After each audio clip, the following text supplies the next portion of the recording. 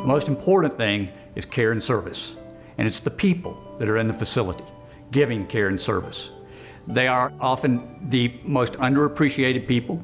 They're underpaid, but they do things that you and I wouldn't do. They are heroes. That's the way I refer to them whenever I speak to them. They're angels, and they were angels to my mother and to my dad and to the countless number of people I've seen in the long-term care environment. How do you get to know about them? Well, you're doing the right thing in talking to them.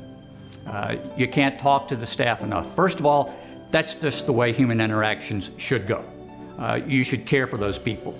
I'm not talking about whether you give them Christmas presents or Easter cards, but I'm talking about day in and day out conversation. And treat them as your equals. And you want to know back, how are they treating your loved one? You know, it's the eye test, it's the amenities. Is it close to you? Is it close to a loved one that's going to be with your loved one? Is it something that the resident, he or she themselves want and really like? But the first question I would ask at any level, go in at all 3 shifts.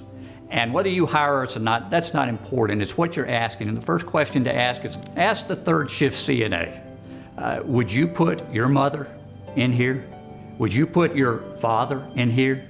Listen to that answer very carefully. And if you get a no once, you better ask that question of everybody you can find. And if you get several no's, don't go there. Take them out.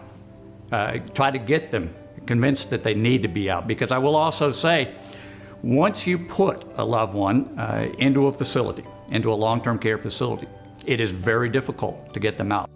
And so the assessment of overall care and service is a combined effort by the resident, by the patient, if it's a SNF or a skilled nursing facility, but also the family.